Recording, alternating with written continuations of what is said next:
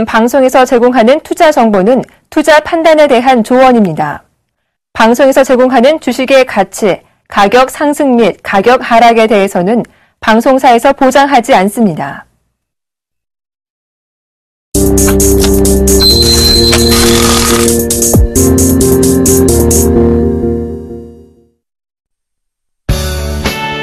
정확한 시황은 기본, 발로 뛰는 주식 투자, 숨은 흑진주 발굴의 대가, 안전성, 정확성은 물론 수익까지 이 모든 것을 원한다면 대박 플러스와 함께 기업 탐방의 원조 조민규 멘토의 발로 뛰는 주식 투자 지금 바로 공개됩니다.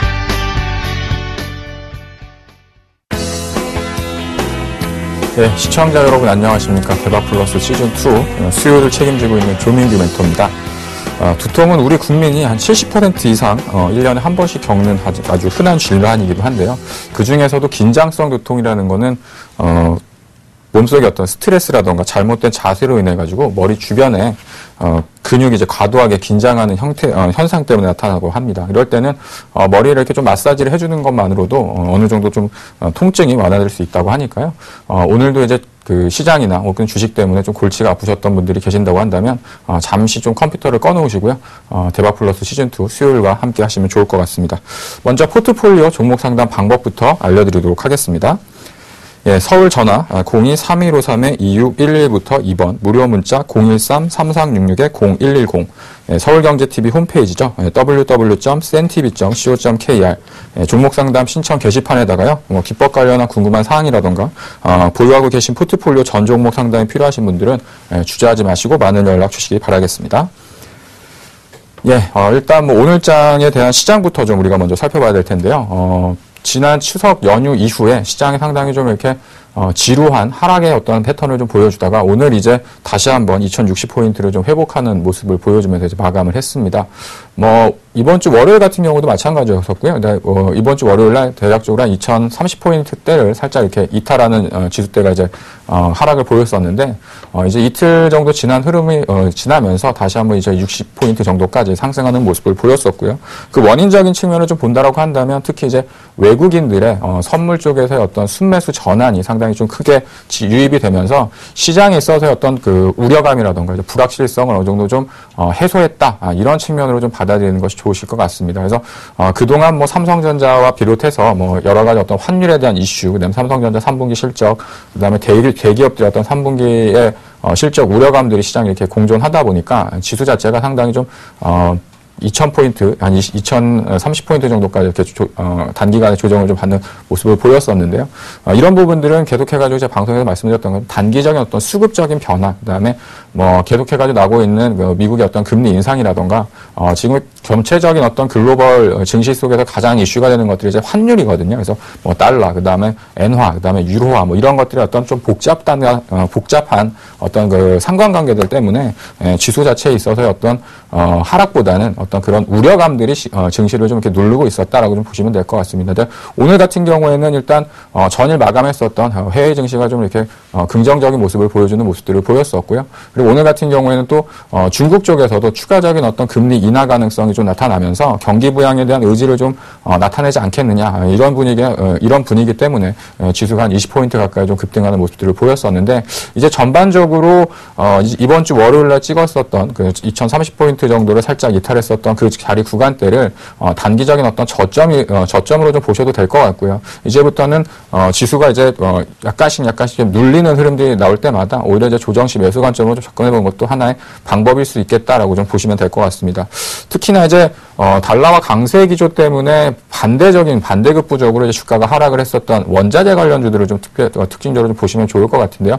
어저께 같은 경우도 유가가 상대적으로 단기간에 한 2% 가깝게 좀 급등하는 모습을 보였었고요. 그러면서 이제 글로벌적인 에너지 관련주들이 바닥권에서부터 혹은 단기간에 좀 급등하는 모습들을 좀 보여주는 모습들을 보였습니다. 특히 이제 오늘 같은 경우에 우리나라 증시에서도 롯데캐리라던가 혹은 LG화학, 그 다음에 이제 정유업종 중에서도 나름대로 이제 바닥권에서 의미 있는 반등들이 좀 나타나는 모습들을 보였기 때문에 이러한 종목군들도 시간이 지나면서 점진적으로 이제 바닥 국면을 좀 탈피할 수 있는 그런 어떤 신호들이 하나씩 좀 나오지 않나, 이렇게 좀 판단이 되어집니다. 그래서 일단 시장에 대한 부분들을 한 가지씩 좀 살펴보면서요, 준비된 자료를 가지고 설명을 좀 드리도록 하겠습니다. 첫 번째는 이번 주 제가 월요일날 제시해드렸던 이번 주 지수 밴드죠. 2028포인트. 그러니까 실질적으로 월요일날 저점이 의미 있는 저점이라고 좀 판단하시면 될 것 같고요.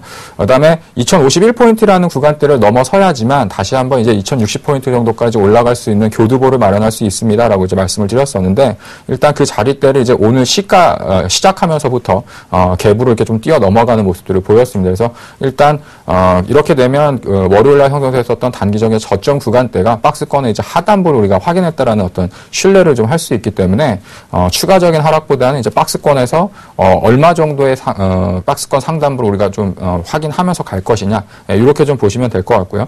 마찬가지로 이제 종가상으로 2061포인트 구간대를 이제 넘어섰다라는 건 일단 하락에 대한 기조보다는 위쪽으로 올라가려고 하는 지수 자체가 이제 위쪽으로 올라가려는 힘이 다시 한번 좀 방향성을 가지고서 바뀌는 어떤 그런 좀 과정에 진입을 하고 있다라고 좀 보시면 될 것 같습니다.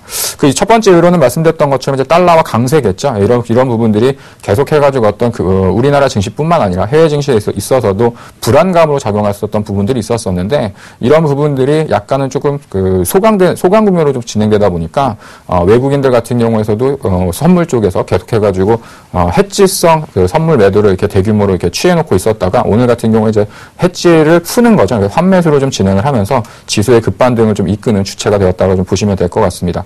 하지만 이제 여전히 이제 3분기 실적에 대한 우려감이 좀 남아있는 측면들이 있기 때문에 종목을 선택하시더라도 어느 정도 이제 실적에 대해 실적을 감안해서 3분기 실적이 어느 정도 좀 주가에 선 반영돼 있는지 아니면 3분기 실적이 좋을 거라고 예상은 하지만 아직까지 시장에서 판단하는 어떤 기준점으로 볼 때 실적이 좋을 거라고 예상은 하지만 실질적으로 실적이 안 좋아질 수 있는 가능성들도 분명히 있을 수 있습니다. 그래서 그런 종목군들은 좀 선별적으로 좀 접근하셔야 될 거라고 좀 보시면 될 것 같고요. 특히 이제 이번 조정에 있어서 단기적으로 이제 급등을 했었던 뭐 테마주적인 성격을 갖췄던 종목군들 같은 경우에는 단기적인 또 급등을 했다가 또 하루 이틀 만에 또 급반등을 하는 모습들을 보였었는데 이러한 종목군들도 과거처럼 어떤 대시세를 내는 어떤 그런 흐름들보다는 단기적으로 좀 고점에서부터의 단기적인 조정이 좀 많이 심하게 진행이 됐기 때문에 저점에서 어떤 기술적인 반등이 좀 진행됐다. 이렇게 좀 판단하시면 될 것 같습니다. 그래서 일단 시장에 있어서 지수가 좀 올라오고 종목군들이 조금 살아나는 분위기가 나오다 보니까 심리적으로 좀 이렇게 안정을 찾는 그런 정도의 이제 분위기가 만들어지고 있으니까요. 시장에 대해서 그렇게 너무 이렇게 걱정을 하신다거나 이렇게 판단하시보다는 그렇다고 해가지고 또 지수가 많이 올랐다. 그래서 내일이라도 당장 또 주식을 사야지 이렇게 생각하지 마시고 잘 보시면 이 지수라는 것 자체는 분명하게 어떤 규칙적인 것과 어떤 가격적인 부분들을 이제 차곡차곡 만들면서 지금 만들어 나가고 있습니다. 그래서 지금 종가상으로 2060포인트를 좀 넘어서는 흐름들을 보였기 때문에 이제 장중에 2050포인트 정도대를 이제 다시 한번 확인하는 눌림목과 비슷한 어떤 단기적인 좀 조정이 나타난다고 한다면 이제 거기서부터 이제 주식을 좀 편입하시는 것도 늦지 않을 거라고 좀 판단이 되어지고요. 그다음에 추가적인 어떤 상승에 대한 반등 폭이라고 한다면 대략적으로 한 2080포인트 정도까지는 여전히 좀 열려져 있다라고 좀 보시면 될 것 같습니다. 마찬가지로 추가적인 어떤 해외 증시, 그다음에 우리나라의 어떤 우리나라 증시를 좀 가로막고 있었던 수급적인 부분에 대한 변화가 좀 나타난다고 한다면 충분히 하반기, 그다음에 이제 3분기, 4분기로 이제 넘어가면 갈수록 지수에 대한 고점 돌파는 시간적인 문제가 아닌가 이렇게 좀 판단하고 있으니까요. 조금만 여유를 가지고 이제 좀 너그럽게 좀 기다리시면 좋을 것 같습니다. 예, 그래서 이제 시장에 대한 부분들을 설명드리면서 아까 이제 환율에 대한 부분들을 우리가 말씀을 드렸었는데. 지금 이제 가장 시장에서 이슈가 됐던 부분들이 이제 첫 번째는 달러와의 강세였죠. 지금 이제 차트에서 보시는 것처럼 달러가 7월 달 넘어서부터 단기적으로 상당히 급격하게 급등하는 모습을 보였습니다. 그래서 그 이유는 뭐냐면 많이 아시는 것처럼 미국에서 금리 인상의 시기를 조금 더 앞당길 수 있다라는 어떤 그런 가능성들이 점쳐지면서 달러 강세를 이렇게 촉발시키는 모습들을 보였었는데요. 이 반대적인 급부상으로 나타났던 부분들이 뭐 금값의 하락이라던가 그다음에 유가, 그다음에 원자재 가격들이 동반해가지고 약세를 띠는 모습들을 보여줬었죠. 그래서 그러다 보니까 그와 관련됐었던 종목군들이 계속해가지고 약세 국면으로 진행되는 모습들을 보였었는데 지금 보이시는 것처럼 단기적으로 달러 인덱스 같은 경우에도 단기적인 좀 고점권에 좀 진입하는 모습들을 좀 보여주고 있습니다. 그래서 추세적으로 지금 단기적으로 많이 올라왔기 때문에 여기서부터는 어느 정도 좀 쉬어 나갈 수 있는 기간적인 조정이라던가 뭐 가격적인 조정이 조금 나타날 수 있는 가능성이 있다고 좀 보시면 될 것 같고요. 그래서 지금 현재의 모습들을 본다라고 한다면 여전히 상승 추세는 유지가 되어지고 있지만 시장에서 과거처럼 좀 긴장을 하면서 좀 지켜봤었던 그런 흐름들과는 조금은 다른 국면으로 좀 가고 있기 때문에 추세적인 어떤 상승이 계속해가지고 뭐 급등 추세가 계속적으로 이어진다 이렇게 보기보다는 약간의 좀 숨고리가 나타나면서 아마 좀 정체가 나타나는 그런 현상들이 좀 나타날 가능성이 좀 높다라고 봅니다. 이 틈을 타서 우리나라 증시도 한 번 정도 좀 레벨업할 수 있는 가능성 정도 열어두고 있으니까 이런 부분들을 좀 참고하시면서 보시면 좋을 것 같고요. 사실은 이제 제가 그 환율에 대한 얘기를 드리는 건 뭐냐면 실질적으로 시장에서 상당히 큰 우려들을 많이 하고 있습니다. 뭐 미국이 금리 인상을 했을 때 우리나라 그 환율이 단기적으로 이제 급등을 하게 되고 이랬을 경우에 뭐 시장에 풀려져 있는 뭐 달러와 자금들이 다시 이제 미국 쪽으로 다시 그 흡수가 되는 것들이 아니냐 이랬을 경우에는 시장이 정말 그 상당히 안 좋은 그런 흐름이 나타날 거라고 예견을 하고 있지만 지금 아까 보셨던 것처럼 달러 자체가 이미 그에 따라서 어느 정도 선방역됐던 측면들이 있기 때문에 일시적인 충격은 나타날 수 있겠지만 궁극적으로는 그 궁극적인 어떤 지수 상승 그다음에 어떤 경기가 회복되는 데 있어서의 어떤 그런 부분들은 꾸준하게 좀 유지가 될 수 있다라고 좀 보시면 될 것 같습니다. 두 번째는요. 달러와 이제 유로인데요. 상대적으로 이제 달러화가 강세를 보였던 가장 큰 이유가 지금 그 화면에 보시는 것처럼 달러화는 위쪽으로 올라가는 모습이었다고 한다면 유로화는 반대로 이제 아래쪽으로 이렇게 급락하는 모습들을 보여줬었죠. 그래서 유로화가 상대적으로 또 약하다 보니까 달러화가 상대적으로 더 강해 보이는 그러한 흐름들이 이제 반영이 된 거거든요. 그래서 지금 달러 대 유로 같은 경우에도 이제 어느 정도 바닥 국면에 좀 진입하는 모습을 보여주고 있기 때문에 달러화 자체도 지속적인 어떤 급등 패턴을 이어져 나간다 이렇게 판단하시기보다는 어느 정도 이제 소강 국면에 좀 진입을 하고 있구나라고 좀 보시면 될 것 같고요. 그다음에 이제 유로화에 대한 부분들이 약세를 띠고 있는 이유는 뭐냐면 이제 10월 달부터 그 유럽 은행이죠. 유럽 준하은행에서 ABS라는 어떤 그 채권에 대한 매입 자금들을 이제 진입을 하면서 시장에 이제 유동성을 공급을 하게 됩니다. 과거에 이제 미국에서 진행을 했었던 뭐 QE 그다음에 Q2, QE2라든가 뭐 QE3 뭐 이런 얘기를 이제 들어보셨을 텐데 그런 양적 완화 정책에 대한 부분들을 반영을 한다고 한다면 사실상 아까 그 서두에 말씀드렸던 것처럼 이제 그 위험 자산에 대한 어떤 투자들이 더욱더 이제 확대될 가능성이 높거든요. 그래서 대표적인 위험 자산이라고 할 수 있는 것들이 뭐 주식이라던가 그다음에 상품, 원자재 같은 것들이 이제 그런 대표성을 띌 수 있는 상품들이라고 보시면 될 텐데 특히나 이제 유럽에서의 어떤 유동성이 공급됐을 경우에는 뭐 선진국 증시 같은 경우도 추가적인 어떤 상승의 흐름들을 나타낼 수 있겠지만 뭐 중국이라던가 뭐 우리나라 같은 어떤 그 이머징 마켓과 관련된 준선진국 증시와 관련된 종목군들 쪽으로 단기적인 어떤 매수세가 좀 유지될 수 있는 가능성들이 좀 커지고 있기 때문에 여전히 우리나라 증시에 있어서는 투자적인 메리트가 상당히 크게 작용을 하고 있다라고 좀 보시면 될 것 같습니다. 예, 세 번째 화면을 좀 보시면요. 이제 마지막으로 이제 엔달러인데요. 작년 같은 경우에 이제 엔화가 105엔대를 넘어서면서 상당히 좀 많이 올랐다 이렇게 얘기들이 많았었는데 다시 한번 이제 달러화가 최근 에 있어서 그 고점을 경신하는 모습을 보여주다 보니까 엔화는 이제 반대로 약세로 이제 전환되는 모습을 보여준 거죠. 그래서 엔화 역시 단기적으로 이제 급등하는 모습을 보였다가 오늘 같은 경우도 약간 좀 주춤거리는 중간 단계에 좀 위치를 하고 있는데요. 마찬가지로 이제 달러가 다시 한번 좀 그 추세적인 어떤 고점 돌파를 연속적으로 하지 않는다고 한다면 엔달러 역시도 어느 정도는 좀 소강 국면으로 진입할 가능성이 좀 높다라고 보여집니다. 그래서 일단 지난번에 형성됐었던 이제 105엔이라는 자리대가 박스권에서 어떤 그 지지라인 때는 좀 구축할 수는 있겠지만 지금 현재 구간에서 어떤 급격하게 어떤 그 추세적인 상승으로 가는 부분들이 좀 소강 국면으로 진입된다고 한다면 마찬가지로 또 엔저 때문에 피해를 받았었던 이제 국내 IT 업체라든가 뭐 자동차 관련됐던 주식들. 근데 그런 부분들은 사실은 아직까지 뭐 실적적인 부분으로 연결이 돼서 뭐 엔저로 인해 가지고 얼마만큼의 피해가 발생을 했다. 이렇게 수치적으로 확인된 부분들은 없습니다. 다만 과거의 어떤 그 통계적으로 볼 때 엔화가 좀 약세일 때 그 일본과의 어떤 경쟁 관계에 있었던 상품들이 우리나라 경쟁업체들로 인해 가지고 약간은 뭐 매출이라던가 어떤 판매량에 있어서 뭐 축소가 될 수 있었던 우려감들이 있었던 부분들이지만 이제 과거하고 지금은 상당히 틀려진 것들이 뭐냐면 우리나라 IT 같은 경우는 사실은 이제 일본이라던가 이런 업체들을 지금 넘어서는 흐름들을 보여주고 있고요. 그다음에 자동차 같은 경우에도 뭐 일본 차와 관련해 가지고는 뭐 바라보는 시각들이 좀 다를 수는 있겠지만 그만큼 우리나라 자동차 그 기업들의 어떤 경쟁력이라던가 상품에 따른 경쟁력들도 과거와는 좀 다른 모습들을 좀 보여주고 있기 때문에 엔저로 인해 가지고 아주 급격하게 어떤 뭐 매출이라던가 실적이 둔화되는 그런 흐름들이 나타나지 않을 가능성이 좀 높다라고 개인적으로 좀 보고 있습니다. 그래서 오히려 이제 그런 우려감으로 인해서 주가가 하락이 시작했다라는 건 단기적인 좀 매수를 할 수 있는 기회의 구간대라고 좀 보시면 될 것 같고요. 그래서 앞서서 말씀드렸던 것처럼 지금 현재 어떤 시장은 그 3분기 실적에 대한 우려감은 주가에는 어느 정도 좀 반영이 되어져 있는 부분이다라고 좀 판단을 하고 있고, 또 하나는 하지만 이제 경계를 해야 되는 것들은 뭐냐면 이제 수급적인 부분들이죠. 그래서 외국인이라던가 기관의 어떤 수급으로 인해 가지고 주가가 조금 더 밀려 내려올 수 있는 부분들은 여전히 남아 있었던 부분들이기 때문에 우리가 어느 정도 시장의 저점을 좀 확인하고 가자라고 이제 말씀을 드렸었는데, 일단 실질적으로는 뭐 2028포인트, 그다음에 2030포인트대의 단기적인 좀 저점을 확인했다라는 것 자체는 일단 지수가 어느 정도 크게 밀리더라도 한 그 정도 구간에서는 일단 멈출 수 있는 어떤 신뢰도를 가질 수 있는 저점을 좀 만들어 놨다라고 좀 보시면 되니까요. 우리가 이제서부터는 오히려 이제 주가가 조금 쉬어갈 때 주식을 이제 저가 매수해가지고 편입해 나가시는 방법으로서 대응해 나가시는 것도 지금 현재 장을 대응해 나가시는 방법이라고 좀 말씀을 드리도록 하겠습니다.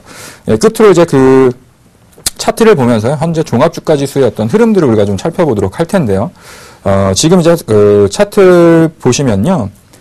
지금 단기적인 저점이 이제 요 구간대에서 정확하게 2028포인트에서 저점을 잡아줬죠. 이 자리대가 중요했던 건 뭐냐면, 그 직전에 만들었었던 이제 박스권의, 단기적인 어떤 상단부, 지지라고 이제 보시면 될 것 같고요. 마찬가지로 이 구간대에서 일단 1차적인 저점을 잡았기 때문에 2차적인 박스권은 아마 요 정도 구간대가 이제 만들어지게 될 겁니다. 그래서, 대략적으로 위로 보면 한 2080포인트, 밑으로 보면 한 2030포인트니까, 대략 한 50포인트 구간대 어떤 박스권을 형성해 놓는, 구간대를 이제 만들어 놓는 흐름이라고 좀 보시면 될 것 같고, 지금 현재 있어서 아까 말씀드렸던 조정시의 매수 관점이라는 얘기는 여기서부터 이게 바로 이렇게 상승으로 가기보다는 여기서부터는 약간 횡보하면서 다시 한번 힘을 모았다가 이렇게 만들어지는 흐름들이 나타날 수 있으니까 이러한 구간대에서 단기적인 어떤 저점 매수를 한번 노려보는 것도 하나의 전략일 수 있다라고 좀 그렇게 여유를 가지시면서 좀 대응하시면 될 것 같아요. 그래서 여전히 중기적인 시각은 상승이라고 계속해가지고 말씀드리는 건 뭐냐면, 지금 우리나라 지수가 상당히 많이 싼 국면에 있습니다. 그래서 지금 이제 PBR로 봤을 때도 한 1배수 정도, 1.1배수에서 1.2배수 정도 있기 때문에 과거로 봤을 때 지금 현재 구간대라고 한다면 과히 비싼 국면은 아니라고 보시면 될 것 같고요. 다만 이제 부담스러운 건 뭐냐면 실적이 뒷받침이 되고 있지 않다 보니까 상승으로 어떤 급격한 어떤 상승을 만들 수 있는 모멘텀적인 부분들은 아직까지는 좀 부족한 부분들이 있죠. 그래서 뭐 시장에서 계속해가지고 얘기가 나오는 어떤 삼성전자의 3분기 실적이라던가 뭐 여러 가지 어떤 대형주들, 그다음에 특히 뭐 화학이라던가 정유업종, 뭐 조선업종, 여러 가지 어떤 수출 관련주들의 어떤 실적에 대한 우려감들을 살펴보면 지수가 이렇게 단기간에 바로 이렇게 올라가기에는 좀 쉽지 않다라는 것들은 여러분들이 많이 느끼시고 계실 겁니다. 하지만 지금 어떤 시장 자체가 다시 한번 2080포인트를 넘어서서 2100포인트를 도달하는 힘을 만들어내려면 그러한 종목군들이 올라가면서 시장을 견인해줘야 되는 거거든요. 근데 지금 단계에서는 주가가 많이 싸져 있는 가격적인 메리트는 발생은 하지만 싸다고 해서 주가가 올라가는 건 아니니까. 근데 이런 가격적인 메리트가 시간이 지나면서 이런 우려감들이 주가에 반영됐다가 이제 실적이 어느 정도 개선되고 또 시장이 좀 안정화되면 기업에 대한 본질적인 가치를 찾아가는 시점이 이제 발생을 하게 되어집니다. 이제 그렇게 되면 그러한 종목군들이 시장에 나름대로 어떤 주도주 선상에 쓰면서 우리나라 주식시장을 또 다시 한번 끌고 올라갈 수 있는 어떤 기대감을 가지고 있는 부분들이 있으니까요. 지금 혹시라도 그런 종목군들을 가지고 있어가지고 뭐 손실을 발생하고 있다라고 하시면 지금은 사실은 뭐 손절을 하시거나 이렇게 팔아가지고 다른 종목으로 갈아타기보다는 지금은 좀 보유하시면서 때를 좀 기다리는 때를 기다리는 여유로움을 갖는 것도 하나의 방법일 것 같습니다. 네, 이렇게 해서 뭐 시장에 대한 부분들을 설명을 해드렸고요.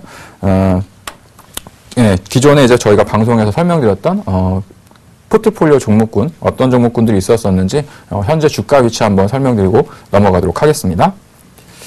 예, 지금 유니테스트가 80% 정도가 넘는 수익률이 좀 기록을 했었다가 약간 조정을 받으면서 65% 정도까지 좀 내려와 있는 모습이고요. LIG ADP가 최근 들어서 다시 한번 이제 고점을 돌파하면서 42% 넘게 좀 올라오고 있는 모습입니다. 그래서 지금 뭐 LIG ADP도 마찬가지고 동아일텍, 뭐 SFA 같은 경우에는 올해보다는 사실은 이제 올해 하반기, 그다음에 내년이 어떻게 보면 실적적으로 훨씬 더 기대가 클 수 있는 종목군들이기 때문에 지금 주가가 좀 올라가 있다고 하더라도 아마도 이제 내년이 되면 상당히 많은 어떤 시세 탄력을 좀 받을 수 있는 종목군이라고 판단이 되어집니다. 마찬가지로 계속해가지고 디스플레이 장비와 관련된 기업들은 좀 유심 있게 종목군을 좀 접근하셔야 된다라고 계속해서 말씀드리고 있으니까요. 좀 관심 있게 보시면 좋을 것 같고요. 그 중에서 이제 좀 덜 올라 있는 종목군들을 좀 접근하시면 좋으실 것 같습니다. 예, 다음에 지금 이제 포트폴리오에 또 남아 있는 것들이 뭐가 있냐면 맥스로텍, 유비커스, 그다음에 포메탈. 예, 지금 맥스로텍하고 유비커스는 뭐 매수가에서 한 2, 3% 정도에서 조정을 받고 있는데 포메탈이 좀 많이 떨어진 이후에 지금 주가가 좀 회복을 안 하고 있네요. 예, 그래서 충분히 뭐 제가 회사를 탐방을 했을 때에도 하반기 그다음에 내년 정도가 되면 실적에 대한 부분들을 충분히 반영시킬 수 있는 종목인데 지금 구간에서는 아무래도 이제 수급적인 부분들이 이제 그 뒷받침이 안 되고 있다 보니까 주가 자체가 좀 정체된 국면에 좀 진입을 하고 있지 않나 이렇게 좀 판단이 되어집니다. 예, 그래서 일단은 그 유닛 테스트와 관련해 가지고 질문들을 상당히 많이 하시더라고요. 유닛 테스트부터 차트를 보면서 현재 주가 위치를 한번 설명드리도록 하겠습니다.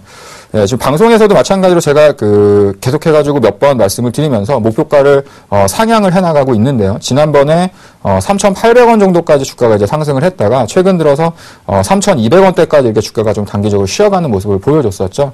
근데 지금 유닛 테스트 같은 경우에는 이제 8월 달 들어서 상당히 큰 폭의 상승을 좀 보였습니다. 그래서 약간은 좀 쉬어가는 흐름들이 좀 나타나는 되는 구간에 있었었고요. 그리고 유닛 테스트 같은 경우뿐만 아니라 코스닥의 전반적인 종목군들이 약간은 좀 눌리면서 쉬어가는 어떤 가격적인 조정을 받는 흐름들이 좀 진행이 됐기 때문에 마찬가지로 한 3,200원 정도 수준이라고 한다면 충분히 좀 저점을 확인했었던 의미 있는 가격이었다라고 좀 보시면 될 것 같아요. 그래서 마찬가지로 제가 지금 그 제시해드렸던 한 4,000원 이상에 대한 목표가를 여전히 유지하는 마인드를 가지고 있고요. 지금 같은 경우에는 그 기술적으로 보더라도 3,200원의 저점을 확인을 하고 바로 하락했었던 구간대를 되돌려버리는 상승이 이틀 동안 이제 연속적으로 진행이 됐기 때문에 일단 가격적으로 이 구간대가 어느 정도 신뢰할 수 있는 구간대까지 진입을 했다라고 좀 보시면 될 것 같습니다. 그래서 지금 당장 다시 뭐 고점 돌파를 하면야 좋겠지만 보유하고 계신 분들이라고 한다면 약간은 쉬어가는 흐름들이 나타날 수 있더라도 오히려 이제 조정 시에는 추가적인 매수를 접근하셔도 충분히 어떤 기업적인 실적 대비해서는 저평가된 가격권에 있으니까요. 접근하셔도 된다. 그래서 문의를 하시는 분들이 많더라고요. 그러니까 방송을 보고 좀 따라서 매수를 했는데 단기적으로 좀 조정을 받았다. 뭐 수익이 어느 정도 크게 났었지만 뭐 수익률이 좀 이렇게 좀 낮춰졌고 그다음에 주가 자체가 좀 이렇게 하락을 좀 보여주다 보니까 불안하셨던 분들이 많으셨던 것 같습니다. 근데 여전히 기업에 대한 실적이라던가 앞으로의 성장성 대비해서는 추가적인 상승이 가능할 수 있는 종목이라고 판단이 되니까요. 오히려 이제 비중이 좀 적으셨던 분들이나 혹은 신규로 접근하셨던 분들 같은 경우에는 뭐 한 3,300원에서 3,400원 정도 밴드에서는 충분히 접근이 가능한 가격권에 있다라고 좀 말씀을 드리도록 하겠습니다. 네, 두 번째는 SFA를 한번 좀 살펴보도록 하죠. 네, 제가 최근에 이제 그 가장 많이 그 얘기를 드리고 있는 종목군들 중에 하나인 것 같아요. 그래서 뭐 무료 방송이라던가 혹은 그 강연회 같은 곳에서도 뭐 SFA 같은 경우에는 지금 가격권이면 충분히 매력적인 가격입니다. 올해 하반기보다도 이제 내년 정도를 이제 우리가 바라본다고 한다면 여기서부터 좀 매수를 해서 투자적인 전략까지 제가 이제 잡아드리고 그 말씀을 드렸었는데 지금 구간대를 보시면 주가가 크게 올라온 것도 없고요. 바닥권에서 지금 이렇게 횡보하고 있는 모습들을 지금 보여주고 있습니다. 그래서 지금 현재 구간대를 이렇게 보시면 가격적으로 보더라도 한 46,000원 정도에서 단기적인 그 가격적인 저항을 좀 받고 있지만 충분히 가격권을 넘어선다고 한다면 추가적인 상승이 가능할 수 있다라고 좀 보시면 될 것 같고요. 특히 이제 주봉의 모습도 마찬가지로 바닥권에서 지금 약간 쉬어가는 모습들을 좀 만들어 놓는 구간대에 좀 있습니다. 그래서 지금 현재는 대략적으로 한 45,000원에서 46,000원 정도의 어떤 그 저항 가격대죠. 이제 그 가격대를 넘어서기를 이제 기다리면서 이제 보여 나가고 있고요. 마찬가지로 그 가격대를 넘어섰을 경우에는 위쪽으로 이제 상승할 수 있는 흐름들이 이제 강해질 수 있기 때문에 그러한 부분들을 감안하셔가지고 조금 여유롭게 보유해 나가시는 것도 보유해 나가시라고 좀 말씀을 드리도록 하겠습니다. 마찬가지로 또 뭐 관심이 있는데 어느 구간대에서 좀 사야 되느냐라고 좀 질문하시면 대략 뭐 한 43,000원 정도에서 뭐 42,500원 정도 수준에서 뭐 좀 이렇게 분할적으로 접근하시는 방법으로 접근하시면 충분히 뭐 큰 손실 없이 안정적으로 좀 수익이 도달 가능하지 않을까 이렇게 말씀을 드리도록 하겠습니다. 그래서 뭐 유닛 테스트는 계속해가지고 좀 이제 수익률이 좀 잘 나고 있는 종목이었었고요. 그다음에 SFA 같은 경우에는 지금 가격권에서도 뭐 충분히 접근이 가능할 수 있는 종목이었기 때문에 이 두 종목 정도를 AS를 드리고 이렇게 AS는 좀 마무리 짓도록 하겠습니다.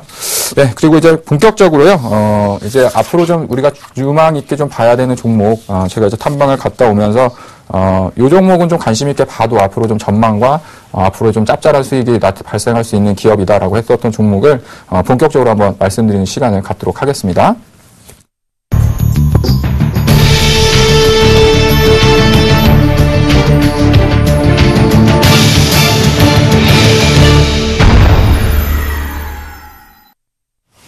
예, 최근 들어서의 어떤 시장을 좀 살펴보면요. 앞서서 말씀드렸던 것처럼 대형주들 같은 경우에는 좀 주춤거리는 모습들을 좀 보여주고 있고, 특히 이제 또 중소형주 같은 경우에는 뭐 IT 부품이라던가 이런 회사들은 이런 기업들은 주가가 좀 많이 약세를 띠고 있었죠. 그래서 IT 우리나라의 어떤 그 새로운 성장을 얘기한다라고 한다면 IT와 바이오 뭐 이런 그 양대 산맥을 빼놓고 얘기할 수가 없을 텐데요. 근데 IT 같은 경우 최근 들어서 뭐 삼성전자를 비롯해가지고 뭐 스마트폰과 관련된 어떤 성장성이 좀 주춤한 모습들을 보여주고 있다 보니까 시장에서 약간은 좀 소외를 오랫동안 장기간에 좀 받는 모습들을 좀 보여주고 있습니다.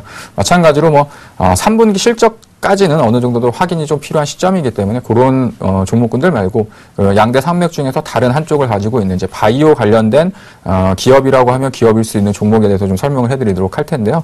오늘 제가 이제 준비했던 종목은 이현제약이라는 종목입니다. 그래서 제가 이제 몇 번 방송상에서도 뭐 종목 상담을 하거나 이렇게 했을 때 몇 번 이제 얘기를 드렸었는데 이제부터는 다시 한번 좀 관심 있게 봐도 되는 시점이 아닌가 해가지고 다시 한번 이현제약에 대해서 좀 설명을 자세하게 드리는 시간을 갖도록 하겠습니다. 첫 번째로 이제 이현제약이 어떤 회사냐라고 좀 말씀을 먼저 드리면요. 우리가 알고 있는 뭐 한미약품이라던가 뭐 종근당, 뭐 대웅제약 여러 가지 뭐 큰 대형 그 제약사들이 있죠. 근데 이현제약 하면 사실은 뭐 이렇게 우리가 그 소비자들이 쉽게 접근할 수 있는 제약회사는 아닙니다. 우리가 익히 뭐 이름을 딱 들었을 때 그런 회사가 있었어 이렇게 쉽게 알 수 있는 회사는 아니지만 설립된 게 1964년도에 설립이 됐으니까 대략적으로 설립한 지 창사가 된 지 한 50년 넘는 상당히 큰 역사를 가지고 있는 좀 긴 그 장수 기업이다라고 좀 보시면 될 것 같습니다. 그리고 2010년도에 이제 상장을 했으니까요. 이제 뭐 올해를 기점으로 해가지고 약 만 4년 차 정도 되는 기업인데요. 제가 이제 신규 상장주 중에서도 대략적으로 한 그 신규 상장 이후에 3개월 혹은 3년 정도 지난 종목군들을 좀 관심 있게 보십시오라고 이제 말씀을 드리는 이유는 보통 이제 신규 상장을 할 때 실적이 가장 좋은 피크를 찍을 때 이제 상장을 했다가 그 다음 연도 그다음에 다음 분기가 되면 실적이 좀 안 좋아가지고 이렇게 좀 주저앉는 그런 흐름들을 이제 보였던 경우들이 많거든요. 근데 이현제약 같은 경우 이제 4년 차 정도에 접어들었으니까 실질적으로 상장된 이후에 어느 정도 이제 실적에 대한 어떤 그 확인 작업들이 이제 시장에서 어느 정도 마무리 경문에 지어진 기업이라고 좀 보시면 될 것 같습니다. 그래서 화면에 보시는 것처럼 이제 완제의약품이라고 하는 건 우리가 뭐 약국이라던가 병원 같은 데서 처방을 받고 우리가 이제 그 실질적으로 섭취를 하는 그런 약품들을 이제 만들어내는 사업을 하고 있고요. 그래서 우리가 이제 이현제약이라는 이름을 잘 모르는 이유는 뭐냐면 실질적으로 뭐 우리가 약국에서 어떤 뭐 특정 약품을 얘기해서 살 수 있는 약이 아니라 뭐 병원에서 이제 처방을 해가지고 지어주는 그런 약들 속에 이제 완제의약품이라는 것들이 있기 때문에 우리가 익히 이제 그 어떤 생활 속에서 할 수 있는 그런 그 제약회사는 아니었다라고 좀 보시면 될 것 같습니다. 근데 두 번째가 이제 상당히 중요합니다. 이제 원료의약품이라고 하는 건 사실 제약회사들은 우리나라에도 상당히 많은 기업들이 이제 상장되어 있는데 원료의약품과 완제의약품을 이렇게 동시에 만드는 회사들은 그렇게 많이 있지 않습니다. 그래서 이제 원료의약품이라는 건 이렇게 약을 만드는 재료죠. 그래서 우리나라뿐만 아니라 뭐 일본이라던가 뭐 이제 해외 쪽으로도 이제 수출되는 어떤 그 재료를 만드는 사업을 하고 있고요. 그다음에 뭐 과거 같은 경우는 뭐 슈퍼박테리아와 관련된 뭐 항생제를 만드는 원료의약품을 또 만들 수 있는 그 어떤 그런 기술들을 갖고 있다. 그러면서 시장에서 또 이슈가 됐었던 측면들이 있었습니다.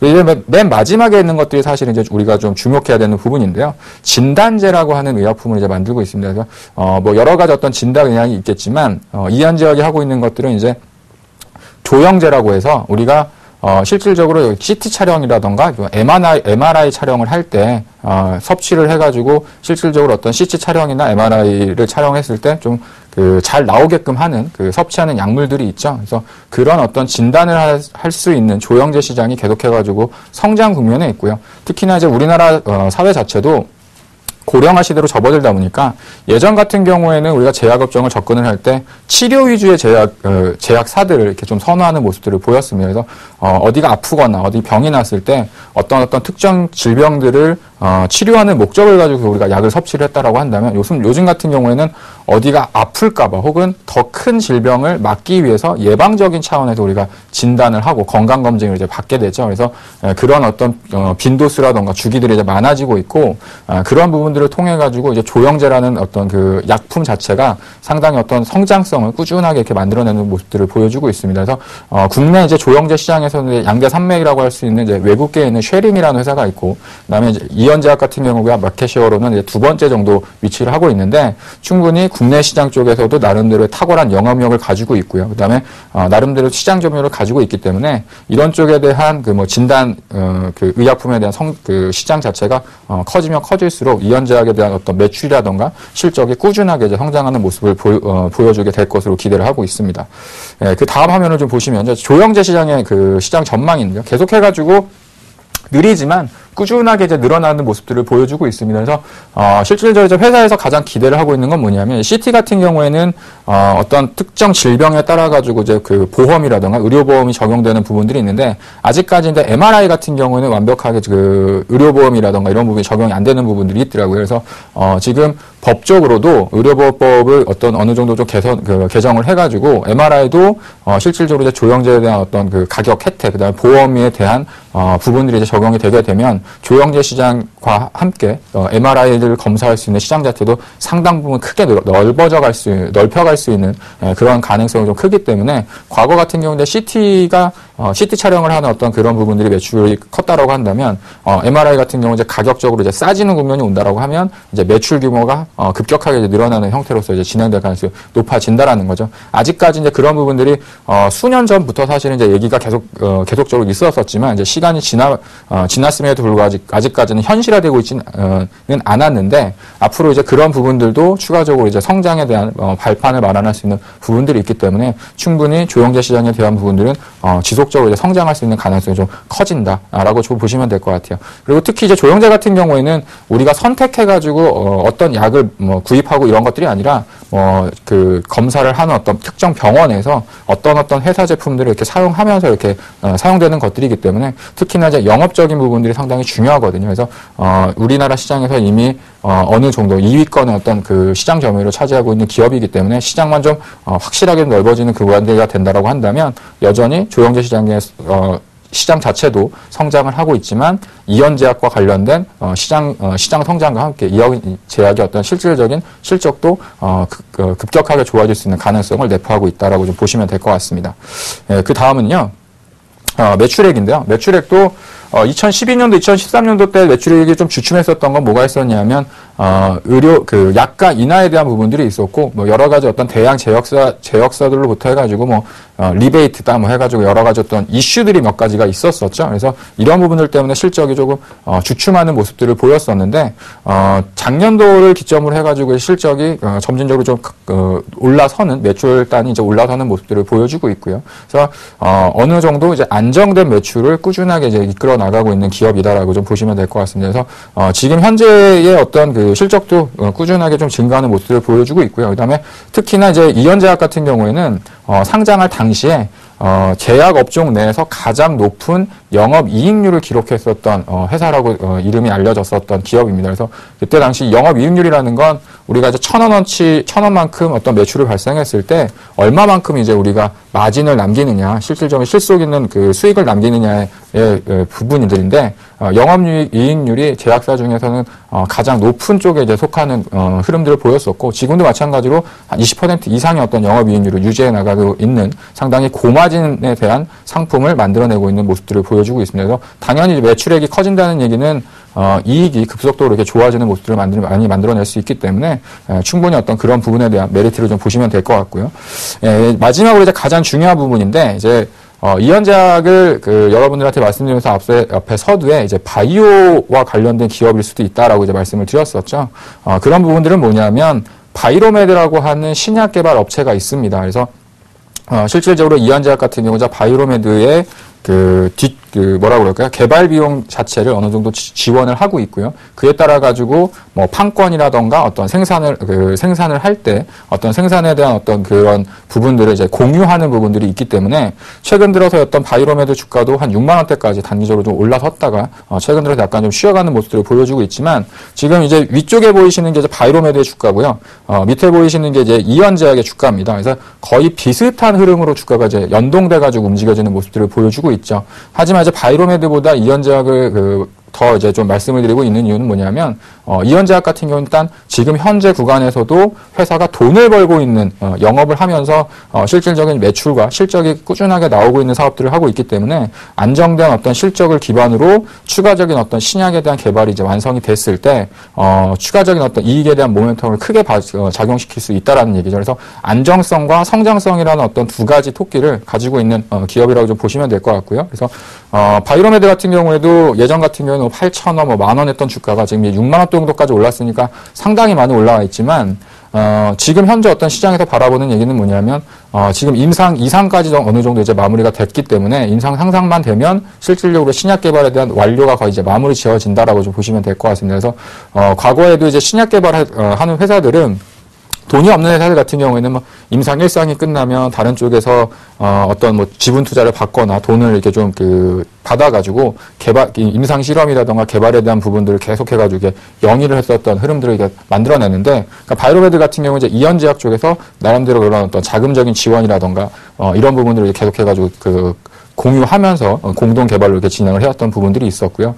근데 이제 2상까지 끝났다는 얘기는 실질적으로 이제 라우시안싱 아웃이라고 해서 이 신약이 개발된 어느 정도의 어떤 개발비, 그러니까 로열티를 받을 수 있는 어떤 판권 자체를 팔 수 있는 이제 권리까지 이제 만들어졌습니다. 근데 신약 개발하는 회사들이 이상서부터는 사실 이제 라이센스 아웃을 해서 이제 그 판권 자체를 이제 팔게 되는데 지금 아직까지는 특별하게 그런 움직임을 안 보여주고 있습니다. 그러니까 바이로메드나 혹은 이현제약 같은 경우에 이제 생각하고 있는 건 뭐냐면 3상까지 가서 더 큰 어떤 모멘텀을 낼 수 있는 가격, 그때까지 한번 가보려고 지금 전략적인 흐름들을 보여주고 있는 것에서, 물론 이제 중간에, 어떤 해외 제약 업체라던가 혹은 국내 업체들을 통해 가지고서도 어떤 그런 비용적인 측면이라던가 어떤 로열티를 받을 수 있는 부분들을 발생시킬 수 있겠지만, 아직까지도 특별하게 어떤 그런 큰 어떤 계약 자체를 안 하고 있는 이유는 어느 정도 개발이 됐을 때 실질적으로 뭐 임상 2상이 됐을 때는 뭐 5천억짜리였다고 한다면 임상 3상이 되면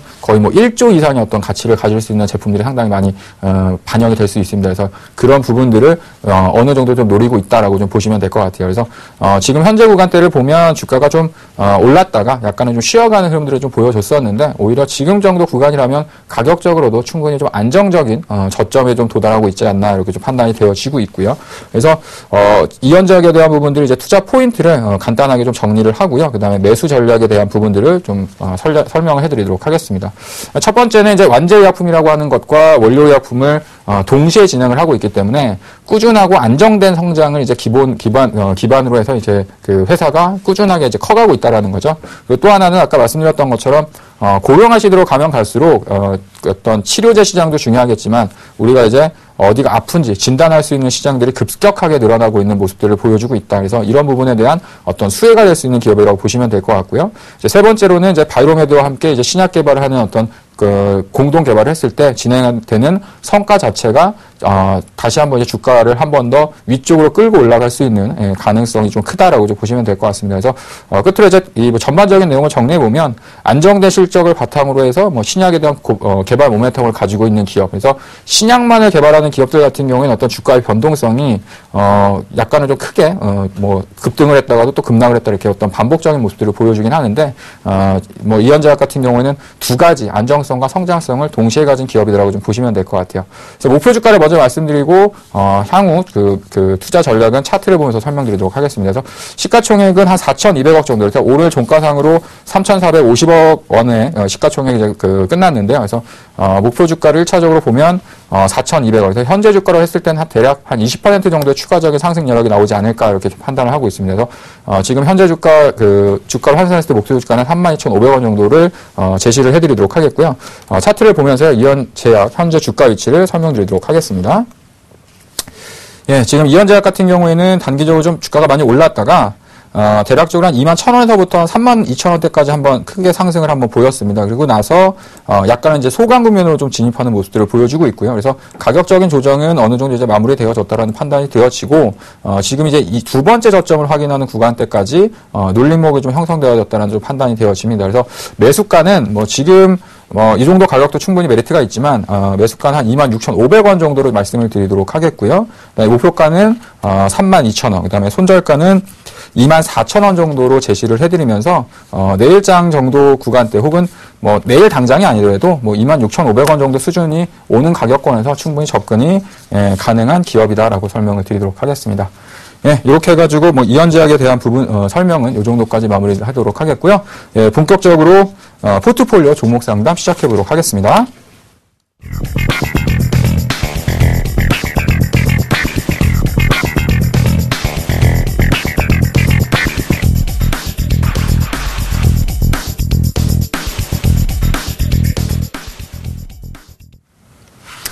예, 전화 받아보겠습니다. 여보세요? 예, 여보세요? 예, 안녕하십니까? 예, 예, 그 TV 볼륨을 조금만 좀 줄여주시겠어요? 예, 줄였어요. 예. 예, 지금 가지고 계신 종목이 어떤 종목들을 가지고 계시죠? 현대증권, 현대건설, 예, 코텍스 레버리지. 레버리지. 네. 지금 제가 보니까 코덱스 레버리지 비중이 90% 정도 되시고, 현대건설이 10만 원에 5%, 현대증권이 만 원에 5%, 이렇게 예. 가지고 계신데 그 가격이 맞으신 건가요? 예, 예. 제가 그 현대증권하고 현대건설을 보니까 그 매수하신 지가 한참 되신 것 같아요. 엄청 오래됐어요. 예. 그냥 방치하다시피 해놨어요. 그래서 이제 비중이 많지 않으시니까, 예. 그냥 뭐 그 정도 가격 올 때까지 이렇게, 그냥 가지고 계셨던 거죠? 예. 예, 알겠습니다. 그래서 일단은 제가 그 종목을 보니까요, 어떤 게 가장 좀 궁금하세요? 코텍스 레버리지. 레버리지가 비중이 제일 크니까 가장 궁금하시겠죠. 그래서 예. 일단 레버리지부터 설명을 해드리도록 할게요. 예. 예, 일단 뭐 레버리지는 잘 아시는 것처럼, 시장하고 같이 움직이잖아요.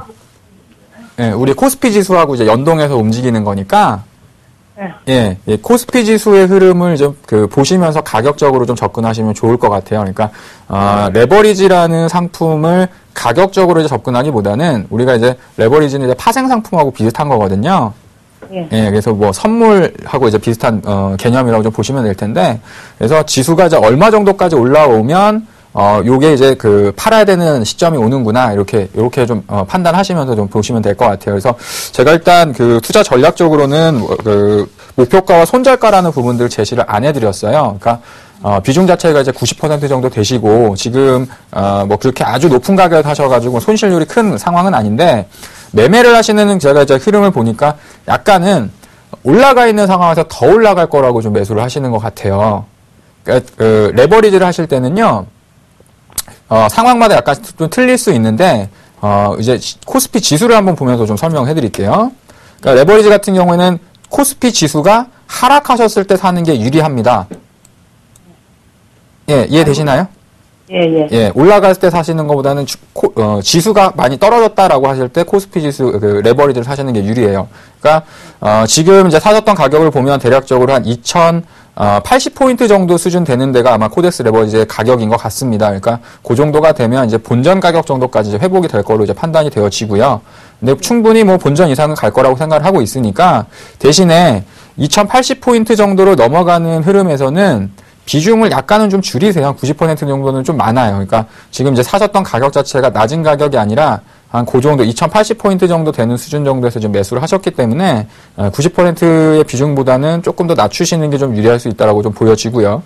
만약에 이제 지수가 이제 2,100포인트, 뭐 2,150포인트 넘어가면 이제 레버리지의 수익률이 좀 커질 수 있겠죠. 그런데 지금 가지고 계신 종목이 또 두 종목이 코스피 종목에 있잖아요.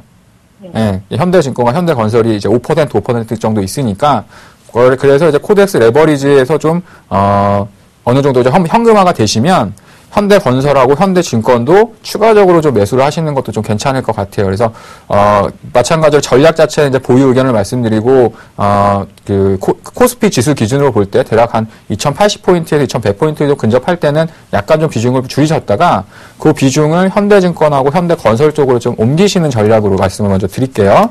그래서 가격적으로 본다라고 한다면 충분히 뭐 매수하셨던 가격 이상권까지 갈 것 같습니다. 그래서 뭐 1차적으로 12,500원 정도 이상 뭐 갈 수 있을 거라고 보는데 지수가 더 간다라고 하면 마찬가지로 보유하시는 게 맞는 거고요. 근데 만약에 이제 앞으로 이게 레버리지 같은 경우를 좀 단기적으로 대응을 하신다고 한다면 올라갔을 때 사시는 것보다는 지수가 좀 조정을 받고 하락했다라는 어떤 그런 흐름들이 나올 때 그럴 때 이제 매수로 좀 접근하시는 게 주간 매수하고 싶은데 주간 매수는 얼마에 하면 되나요? 추가적으로요. 레버리지를 예, 단가도 낮추고 하려고. 예. 근데 지금 뭐 단가가 지금 12,000원이고 지금 매수하신 단가가 12,200원 정도니까 뭐 900원 있어요. 예? 12,900원도 있어요. 12,900원? 예. 예. 근데 저희가 지금 알고 있기로 12,200원 정도인데? 아니, 200원에도 있지만. 그 전부터 이제 12,900원에도 사시고, 이제 또 더 떨어질 때 또 사시고, 이렇게 나눠서 네. 사셨군요. 그리고 또 이제 단가 낮추려고 이번에 2,000 온다 해서 2,000에 기다렸더만은. 근데 지금 정도 수준이면 뭐 충분하신 것 같아요. 90% 정도 비중이시라고 한다면, 뭐 추가적으로 비중을 늘리지 않으셔도 될 것 같습니다. 그래서 오히려 이제 올라왔을 때, 약간은 좀 빠져 나오셨다가 이제 시장이 좋아지면 레버리지 수익률보다는 종목 수익률이 훨씬 더 좋아져요. 그래서 이제 장이 좋아지는 흐름이라고 한다면 종목으로 갈아타는 게 맞는 겁니다. 예, 그렇게 해가지고 잠깐 말씀을 드리고 이제 그 전략적인 부분들을 현대건설하고 현대증권을 같이 말씀드리면서 얘기를 드릴게요. 그러니까 레버리지 같은 경우에는 지수는 많이 올라봐야 뭐 2,000포인트에서 2,100포인트 가면은 이제 5% 오른 거거든요. 그럼 레버리지 수익률을 봤을 때 한 10% 수익이 발생을 한다고요. 근데 종목은 그렇지 않습니다. 만약에 지수가 대략적으로 100포인트 올라간다고 하면 지수가 5% 올라가면 종목군들별로 차이가 좀 있겠지만 거의 한 15%, 20%씩 올라갈 수 있어요. 그러니까 현대건설 같은 경우에도 오히려 이제 저점에서 보면 상당히 크게 많이 올라왔죠. 최근에도. 그래서 오히려 지금 이제 지수가 더 상승을 한다고 하면 레버리지 쪽보다는 종목으로 옮겨 타시는 게 더 유리해요. 그래서 지금 이제 현대건설 같은 경우에 10만 원 정도 사셨으니까 지수가 이제 2,080, 2,100포인트 넘어가면 현대건설 쪽으로 좀 옮기시라고 좀 말씀을 드리겠고요. 마찬가지로 목표가는 한 7만 원 정도, 7만 원 정도 일단 제시를 해드릴게요. 그리고 손절가는 뭐 10만 원에 사셔가지고 몇 년을 갖고 계셨는데, 제시 안 해드리고, 일단 10만 원 될 때까지 좀 기다리시면서 좀 대응을 하시고, 약간 좀 쉬어가는 흐름에서 좀 가격이 낮아지면, 추가 매수하는 관점으로 좀 접근하시라고 말씀을 드리도록 하겠습니다. 가격대 얼마예요?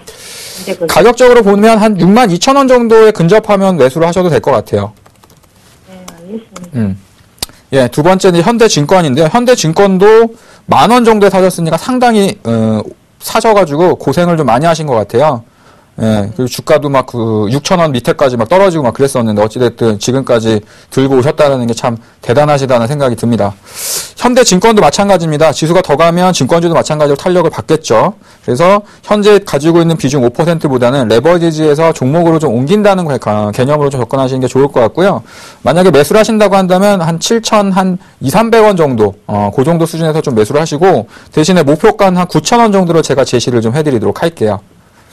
예. 9,000원. 목표가는 9,000원. 그 다음에 매수를 하신다면 대략적으로 한 9,300원 정도 전후에, 예, 그렇게 해가지고 좀, 접근을 하시고, 레버리지가 지수가 올라갈 때는 수익이 많이 나는 것 같은데, 실질적으로 종목을, 시장이 좋을 때는 종목 수익률을 따라갈 수가 없어요. 그래서, 지금 이제 가지고 계셨던 거는, 2,080에서 2,100포인트 정도 넘어갈 때, 뭐, 다 팟이라는 의미는 아니고요. 나머지 두 종목군들도 이제 가지고 있었던 비중들이 있으니까, 예, 그렇게 해가지고 대응해 나가시면 될 것 같습니다. 자, 무슨 얘기인지 좀 아시겠죠? 예, 수고하세요. 예, 전화 주셔서 감사합니다. 예, 고맙습니다. 예. 예, 오늘도 제가 이제 시장에 대한 부분들을 좀, 여러 가지로 말씀을 드렸었는데, 내일 저녁입니다. 내일 저녁 8시에 센 플러스 TV에서도 다시 한번 시장과 관련되고, 앞으로 이제 시장, 그 다음에 앞으로의 어떤 투자를 할 만한 기업들, 어떤 종목들이 있는지, 무료 온라인, 방송을 좀 진행을 합니다. 시간 되시는 분들은, 8시에 진행을 하니까요. 센티비에 오셔가지고 함께 하시면 좋으실 것 같아요. 자, 이번 주 뭐 수요일에 대한 부분들 많이 설명을 드렸었는데 시장이 조금씩 안정을 찾고 있습니다. 용기 잃지 마시고요. 남은 저녁 편안히 보내시고 저는 이만 물러가도록 하겠습니다.